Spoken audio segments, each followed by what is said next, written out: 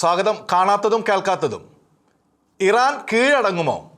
ഭൂപരമായ രാഷ്ട്രീയ കീഴടങ്ങലാണ് ഉദ്ദേശിക്കുന്നതെങ്കിൽ അർത്ഥമില്ലാത്ത ചോദ്യം.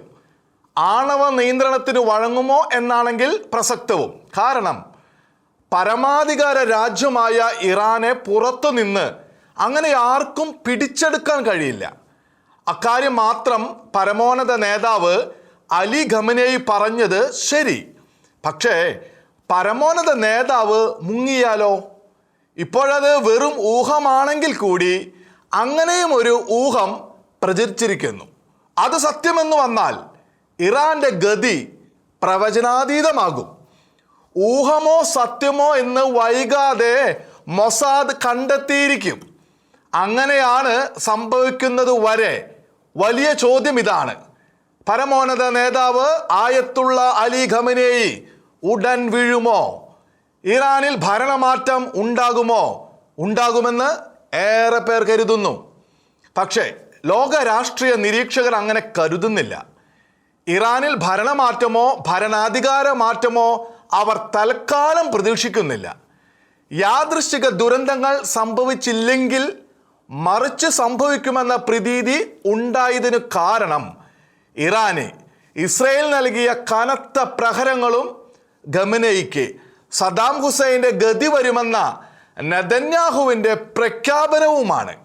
ഇറാൻ ശക്തമായി തിരിച്ചടിച്ചെങ്കിലും ഇസ്രയേൽ ഇറാന് നൽകിയ ആഘാതം പോലൊന്നും ഇസ്രയേലിനെ സംഭവിച്ചിട്ടില്ല.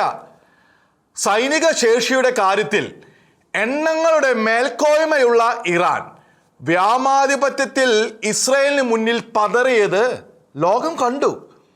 ഇസ്രയേലിന്റെ ശക്തി കണ്ടറിഞ്ഞതിനാലും നെതന്യാഹു കളി പറയാത്തതിനാലും സദ്ദാമിന്റെ ഗതി വരുമെന്ന് പ്രഖ്യാപിച്ചതിൻ്റെ വ്യംഗ്യം സദ്ദാമിന്റെ ഗതി വരുത്തുമെന്ന് തന്നെയാണെന്ന് ഉറപ്പിച്ചവരേറെ. ഇറാന്റെ ആണവ കേന്ദ്രങ്ങൾ തകർന്നതും 2 ഉന്നത സൈനിക മേധാവികളെയും ശാസ്ത്രജ്ഞരെയും നഷ്ടപ്പെട്ടതും ഈ പ്രതീതി ഉറപ്പിച്ചു. കൂടാതെ മുൻ പ്രസിഡന്റ് ഇബ്രാഹിം റൈസി, ഹമാസ് നേതാവ് ഇസ്മായിൽ ഹനിയ തുടങ്ങിയവരുടെ അനുഭവവും, സാങ്കേതിക വിദ്യാ മുന്നേറ്റം, വ്യോമാധിപത്യം, ചാരവലയം ഇതെല്ലാം നിമിത്തം ഇസ്രയേൽ വിചാരിച്ചാൽ ഖമനേയിയെ തീർക്കാൻ കഴിയുമെന്ന് ഏറെ പേർ വിശ്വസിക്കുന്നു. എങ്കിലും അത് ഉടനെ സംഭവിക്കണമെന്ന് അമേരിക്ക ഇനിയും നിശ്ചയിച്ചിട്ടില്ല. ട്രംപ് ഒന്നും ഉദ്ദേശിക്കുന്നില്ല എന്ന് പറഞ്ഞുകൂടാ. ഇറാനെ ഇസ്രയേൽ ആക്രമിച്ചതിൽ പങ്കാളിത്തമില്ലാതെ തന്ത്രപൂർവം വിട്ടുനിന്ന ട്രംപ് പിന്നീട് നിരന്തരം ഇറാന് മുന്നറിയിപ്പും താക്കീതും നൽകുന്നു. ഇപ്പോഴിതാ പാകിസ്ഥാനോട് കൂട്ടുകൂടുന്നു. എന്തിന്? എന്തായാലും തൽക്കാലം ഇന്ത്യക്കെതിരെയല്ല. ട്രംപ് പശ്ചിമേഷ്യയിൽ കനത്തതെന്തോ ചെയ്യേണ്ടി വരുമെന്ന് കണ്ടിരിക്കുന്നു. അതിന് പാകിസ്ഥാന്റെ എതിർപ്പ് ഇല്ലാതാക്കുകയും പാകിസ്ഥാനിൽ വ്യോമസേന താവളം തരപ്പെടുത്തുകയുമാകാം ട്രംപിന്റെ ലക്ഷ്യം. ഇതൊക്കെ ചെയ്യുമെന്ന് വന്നാൽ പോലും ഖമനേയിയെ ആക്രമിച്ചു തീർക്കാൻ അമേരിക്ക മുതിരുമെന്ന് കരുതാൻ സാഹചര്യമില്ല, സൂചനയുമില്ല. മാത്രമല്ല, അത് ഒഴിവാക്കണോ, ഭരണകൂടത്തെ തൊടാതെ ആണവ കേന്ദ്രങ്ങൾ തകർക്കാൻ ലക്ഷ്യമിടുന്നത് എന്ന ചോദ്യം പോലും പ്രസക്തം. ഉറച്ച മാറ്റഭരണം ഉറപ്പാക്കാതെ അമേരിക്ക അട്ടിമറി നടത്തില്ല എന്ന യുക്തിയാണ് ഈ നിഗമനത്തിന് അടിസ്ഥാനം. കാരണം ഭരണകൂടത്തെ തൊടുന്നത് സാഹസികമാണ്. അത് ചെയ്തില്ലെങ്കിലും ഇറാന്റെ ആണവശേഷി ദശകങ്ങളിലേക്ക് നിർവീര്യമാക്കിയാൽ ഇസ്രായേലിനെ ആശ്വസിക്കാം.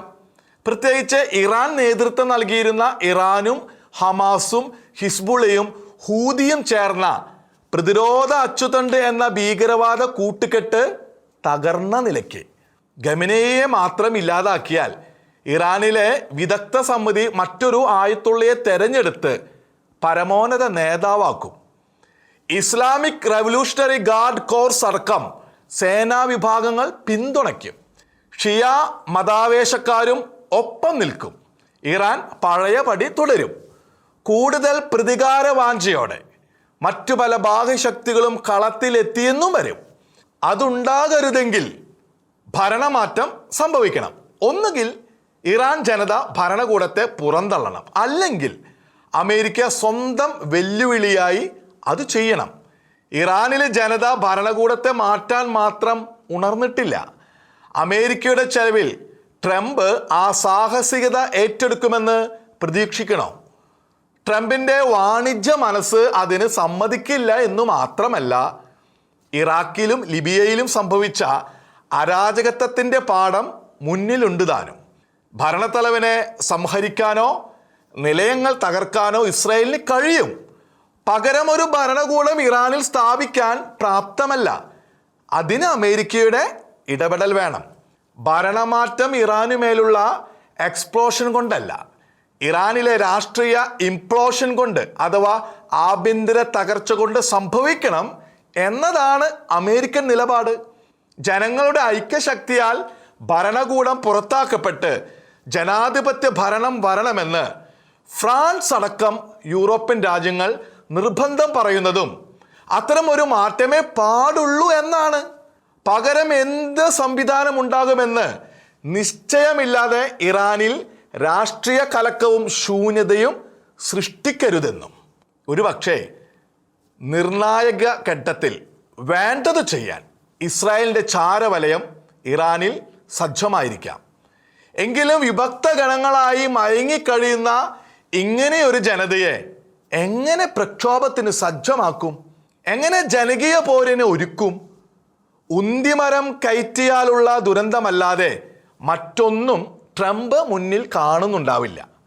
പക്ഷെ ഒരു കാര്യം ഉറപ്പിക്കാം, ഇറാൻ്റെ ആണവശേഷി പൂർണ്ണമായി നിർവീര്യമാക്കാൻ, ആണവ പദ്ധതിയെ ദശകങ്ങളോളം പുറകോട്ടടിക്കാൻ ഇസ്രയേലിനെ പോലെ ട്രംപിനും തീരുമാനമുണ്ടെന്ന്. അത് സാധിച്ചാൽ തന്നെ ഇസ്രയേലിനും പശ്ചിമേഷ്യയ്ക്കും ഏറെ ആശ്വസിക്കാൻ കഴിയും.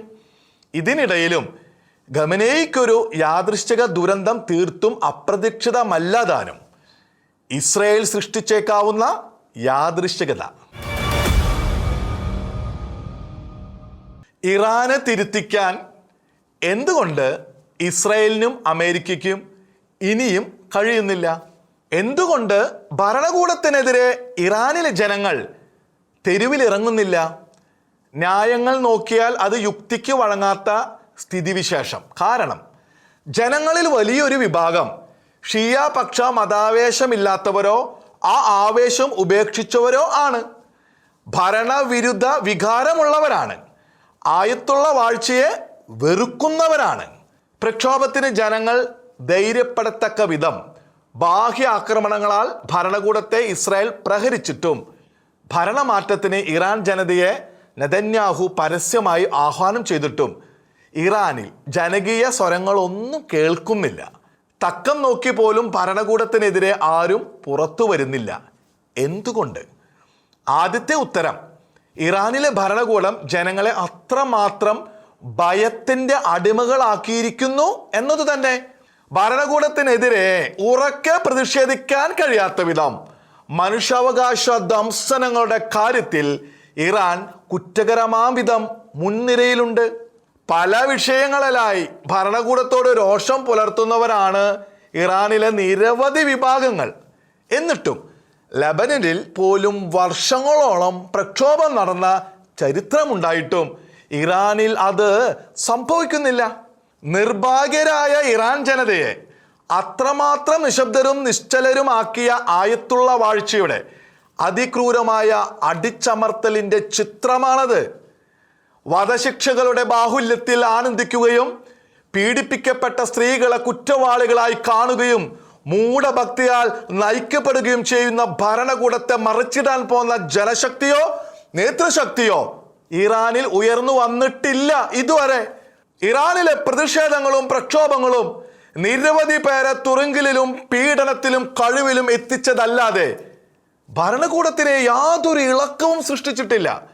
2 വർഷം മുമ്പ് മാസ അമീനി എന്ന യുവതി ഹിജാബ് വിഷയത്തിൽ കൊല്ലപ്പെട്ടതിൻ്റെ പേരിലെ പ്രക്ഷോഭത്തിൽ പങ്കെടുത്ത 7 പേരെയാണ് മതിയായ വിചാരണയില്ലാതെ പീഡിപ്പിച്ച് കുറ്റം സമ്മതിപ്പിക്കുകയും കഴിവിലേറ്റുകയും ചെയ്തത്. ആ പ്രതിഷേധകാലത്ത് രൂപം കൊണ്ട സ്ത്രീ ജീവൻ സ്വാതന്ത്ര്യം എന്ന പ്രസ്ഥാനവും തണുത്തുറഞ്ഞുപോയി. ആണവ വിഷയത്തിൻ്റെ പേരിലെ ഉപരോധം ജനജീവിതത്തെ ബാധിച്ചതിലുള്ള രോഷവും അങ്ങനെ തന്നെ. പ്രതിഷേധവുമായി തെരുവിലിറങ്ങിയാൽ ക്രൂരമായ പീഡനവും ഒരു പക്ഷേ വധശിക്ഷ പോലും ലഭിച്ചേക്കാമെന്ന അവസ്ഥ. ഇത്തരത്തിൽ ഹിജാബ് വിരുദ്ധ വികാരവും രാഷ്ട്രീയ പ്രതിഷേധവും ജീവിത പ്രതിസന്ധി നിമിത്തമുള്ള രോഷവും ഉള്ളിലമർത്തി കഴിയുകയാണ് ജനങ്ങളിൽ ഓരോ വിഭാഗവും. ഇസ്ലാമിക വിപ്ലവത്തിനും ആയത്തുള്ള വാഴ്ചയ്ക്കും മുമ്പത്തെ സ്വാതന്ത്ര്യം തിരികെ കിട്ടാൻ കൊതിക്കുന്നവരുണ്ട്. ഇസ്ലാം മതം വിടുന്ന അനേകരുണ്ട്. ജനാധിപത്യം വേണമെന്ന് ആഗ്രഹിക്കുന്ന പുതുതലമുറയുണ്ട്. രാജ്യം വിടേണ്ടി വന്ന മുൻ ഷാ മുഹമ്മദ് റീസ പഹ്ലവിയുടെ പ്രവാസത്തിലുള്ള പുത്രൻ റീസ പഹ്ലവിയോട് കൂറുള്ളവരുണ്ട്. ഇവരെല്ലാം അമർന്നു കഴിയുകയാണ് ഭയം നിമിത്തം. ഇബ്രാഹിം റൈസിക്ക് ശേഷം നടന്ന തെരഞ്ഞെടുപ്പിന്റെ 2ാം ഘട്ടത്തിൽ പോലും ജനങ്ങളിൽ പകുതിയിലേറെ പേർ വിട്ടുനിന്നത് ഇറാനിലെ ഭരണ നേതൃത്വത്തോടെന്നല്ല, ഭരണ സമ്പ്രദായത്തോട് തന്നെ ജനങ്ങൾക്കുള്ള വിമുഖതയ്ക്ക് തെളിവാണ്. കണക്കുകൾ നോക്കിയാൽ ഇറാനിൽ ജനാധിപത്യ പ്രക്ഷോഭം ശക്തമാകേണ്ട സമയം മുന്നേ കഴിഞ്ഞു. പക്ഷേ അവ ഏട്ടിലെ അക്കങ്ങൾ മാത്രമായി അവശേഷിക്കുന്നു. കാരണം പ്രതിഷേധമുള്ളവർ ഏകീകൃത ശക്തിയല്ല, അവരൊന്നാകെ നയിക്കുന്ന നേതാക്കളില്ല. ജനാധിപത്യ ബോധത്തോടെ ഒന്നിപ്പിച്ച് പ്രക്ഷോഭ രംഗത്തെത്തിക്കാൻ ആരുമില്ല. രാഷ്ട്രീയ പ്രവർത്തനം നിരോധിക്കപ്പെട്ട ഇറാനിൽ നിരവധി പ്രവർത്തകർ ജയിലിലാണ്. അവർക്കിടയിൽ നിന്നേ നേതാക്കളെ പ്രതീക്ഷിക്കാൻ വകയുള്ളൂ. ഷാ പുത്രൻ റീസ പഹ്ലവി നേതൃത്വത്തിന് സന്നദ്ധത കാട്ടിയെങ്കിലും 17ാം വയസ്സിൽ രാജ്യം വിട്ട അദ്ദേഹത്തിന് ഇറാനിലെ ഇന്നത്തെ രാഷ്ട്രീയത്തെക്കുറിച്ച് കാര്യമായ അറിവില്ല. നിരവധി വംശീയ വിഭാഗങ്ങൾ വിഭക്ത ഗണങ്ങളായി കഴിയുന്ന ഇറാനിൽ എല്ലാവരെയും ഒന്നിപ്പിക്കാൻ രാഷ്ട്രീയ നേതൃത്വം വേണം. ഇപ്പോഴതില്ലാതാനും. വ്യത്യസ്തരായി നിൽക്കുന്ന വിഭാഗങ്ങൾക്ക് സൈന്യവും റെവല്യൂഷണറി ഗാർഡുകളും തീവ്ര ഷിയ മതവാദികളും മതഭരണത്തെ താങ്ങുന്നവരും ചേർന്ന ശക്തിയെ എതിരിട്ട് ഭരണം അട്ടിമറിക്കാനുള്ള കരളുറപ്പും സാധ്യതയും ഇല്ല. ഭരണകൂടത്തിൻ്റെ ക്രൂരമായ പ്രതികാരവും പീഡനവും കഴുമരമേ അവർക്ക് മുന്നിൽ കാണാനുള്ളൂ. മൊസാദിൻ്റെ പ്രവർത്തനം വഴി റെവല്യൂഷണറി ഗാർഡ് കോറിൽ ആരെയൊക്കെയോ ഭരണവിരുദ്ധ പക്ഷത്തുണ്ടാകാമെന്നത് മറ്റൊരു കാര്യം. കനത്ത ആക്രമണങ്ങളും ഖമനേയിയെ തകർക്കുമെന്ന നിരന്തര പ്രഖ്യാപനവും വഴി ഭരണകൂടം ദുർബലമായെന്ന് വരുത്താൻ ഇസ്രയേൽ തുടരെ ശ്രമിക്കുന്നുണ്ട്. അതുവഴി ആഭ്യന്തര പ്രക്ഷോഭത്തിന് തിരികൊളുത്തുവാനും ജനങ്ങളെ ധൈര്യപ്പെടുത്തുവാനും ഇസ്രയേൽ തന്ത്രം പ്രയോഗിക്കുന്നുണ്ടെങ്കിലും ഇതുവരെ ലക്ഷ്യം കണ്ടു തുടങ്ങിയിട്ടില്ല. ഈ അവസ്ഥകൾക്കൊന്നും ഇറാനിലെ ജനങ്ങളെ കുറ്റപ്പെടുത്താനാവില്ല. രാഷ്ട്രീയ സ്വാതന്ത്ര്യം വിലക്കപ്പെടുകയും പ്രവർത്തകരെ തുറുങ്കിലടയ്ക്കുകയും സ്ത്രീകളുടെ സ്വാതന്ത്ര്യമോഹം ശിക്ഷാർഹമായ കുറ്റമാക്കപ്പെടുകയും മാനഭംഗം ചെയ്യപ്പെടുന്നത് സ്ത്രീയുടെ കുറ്റമെന്ന് വിധിക്കുകയും ചെയ്യുന്ന നാട്. മതതീവ്രവാദികളെ പോറ്റാൻ ജനങ്ങളുടെ സൗകര്യം നിഷേധിച്ച് ഖജനാവിലെ പണം ചെലവിടുന്ന മൂഢമതാചാര്യന്മാരും വധശിക്ഷയിൽ ലഹരി കണ്ടെത്തുന്ന ക്രൂര ന്യായാധിപന്മാരും സ്ത്രീയുടെ ശിരോവസ്ത്രം അയഞ്ഞു പോയാൽ കസ്റ്റഡിയിൽ കൊല്ലുന്ന പോലീസും വാഴുന്ന ഇറാൻ. അവിടെ നേതാക്കളില്ലാതെ പല വംശീയതകളും പല വിശ്വാസങ്ങളുമുള്ള വിഭക്ത വിഭാഗങ്ങളായി കഴിയുന്ന ജനങ്ങളെ വിമോചിപ്പിക്കുവാൻ ബാഹ്യശക്തിയുടെ പിന്തുണ വേണ്ടിവരും. അതുകൊണ്ടാണ് ജനങ്ങൾ ഉണർന്നില്ലെങ്കിലും തിന്മയുടെ ഭരണകൂടത്തെ മറിച്ചിടുന്നത് തെറ്റല്ലെന്ന് ജർമ്മൻ ചാൻസലർ ഫ്രീഡ്രിച്ച് മേഴ്സ് അഭിപ്രായപ്പെട്ടത്. ഇറാൻ ജനതയുടെ യഥാർത്ഥ അവസ്ഥ ഉൾക്കൊള്ളുന്ന വാക്കുകൾ. അല്പം പൊതുവിജ്ഞാനം. എന്താണ് ബങ്കർ ബസ്റ്റർ? നിലവറ തുരപ്പൻ എന്ന് വേണമെങ്കിൽ പറയാം. നിരവധി മീറ്ററുകൾ കനമുള്ള കോൺക്രീറ്റ് ബങ്കറുകളോ പാറക്കെട്ടുകളുടെ ഗർഭത്തിലെ ആണവ നിലവറകളോ തകർക്കാൻ സാധാരണ ബോംബുകൾക്കും മിസൈലുകൾക്കും കഴിയില്ല. പതിക്കുന്ന പ്രതലത്തിൽ വെച്ച് തന്നെ ബോംബ് പൊട്ടാതെ പാറയുടെയും കോൺക്രീറ്റിൻ്റെയും കവചങ്ങൾ തകർത്ത് ഉള്ളറയിലെത്തിയ ശേഷം പൂർണ്ണ ശക്തിയോടെ സ്ഫോടനത്താൽ എല്ലാം തകർക്കുന്ന ബോംബ് സംവിധാനമാണ് ബങ്കർ ബസ്റ്ററുകൾ. ഉരുക്കോ ടങ്സ്റ്റണോ ഉപയോഗിച്ച് നിർമ്മിക്കുന്ന അവ വേഗവും ഭാരവും ഉറപ്പും ചേർന്ന കനത്ത ആക്കബലത്താലാണ് മേൽക്കവചം തകർത്ത് ഉള്ളിലെത്തുക. എത്തുന്നതോടെ അതിസംഹാരമായ സ്ഫോടനവും അതിനൊപ്പമുള്ള കുലുക്കവും കമ്പനവും ആഘാത തരംഗങ്ങളും കൊണ്ട് ചുറ്റിനുമുള്ള ലക്ഷ്യങ്ങളെ അപ്പാടെ തകർക്കും. ലളിതമായി പറഞ്ഞാൽ തുറന്നു ചെന്ന് പൊട്ടിച്ചും ഇളക്കി മറിച്ചും തകർക്കും. ഇസ്രയേലിന് ബങ്കർ ബസ്റ്ററുകളുണ്ട്. പക്ഷേ പ്രശസ്തമായത് അമേരിക്കയുടെ വക 14,000 ടണ്ണിനടുത്ത് ഭാരമുള്ള GBU-57 ആണ്. അത് അമേരിക്കയ്ക്കേ ഉള്ളൂ. അത് തൊടുക്കാനുള്ള B-2 സ്പിരിറ്റ് അദൃശ്യ ബോംബർ വിമാനവും അമേരിക്കയ്ക്കേ ഉള്ളൂ. GBU-57 തന്നെ ആവശ്യമായാൽ അമേരിക്കയുടെ സഹായം ഇസ്രായേലിന് വേണം. അതുകൊണ്ടാണ് അമേരിക്ക സഹായിക്കാതെ ഇറാനിലെ ബങ്കറുകളെല്ലാം തകർക്കാൻ ഇസ്രായേലിന് കഴിയില്ലെന്ന് മുമ്പ് തന്നെ ഇസ്രായേലിൻ്റെ മുൻ സൈനിക ഇൻ്റലിജൻസ് മേധാവി പറഞ്ഞത്. തുടക്കത്തിൽ വിട്ടുനിന്ന ട്രംപിൻ്റെ അമേരിക്കൻ തന്ത്രം ഉദ്ദേശിച്ച ഗുണം അവർക്ക് ചെയ്തു. ഇസ്രായേലിൻ്റെ പ്രഹരവും ഇറാന്റെ പ്രതിപ്രഹരവും എല്ലാം ചേർന്ന് തീയും പുകയും പൊട്ടിത്തെറിയും സൃഷ്ടിച്ച അന്തരീക്ഷത്തിൽ ആഗോള നാട്ടുകൂട്ടത്തിൻ്റെ വിചാരണയ്ക്ക് വകയാകാതെ അമേരിക്കയ്ക്ക് ഇനി ഇസ്രായേലിനെ സഹായിക്കാൻ കഴിഞ്ഞേക്കും. ഭരണം അട്ടിമറിക്കുന്നത് ഒഴിച്ചുള്ള കാര്യങ്ങളിൽ. കാണാത്തതും കേൾക്കാത്തതും അടുത്ത ആഴ്ച ഇതേ സമയം.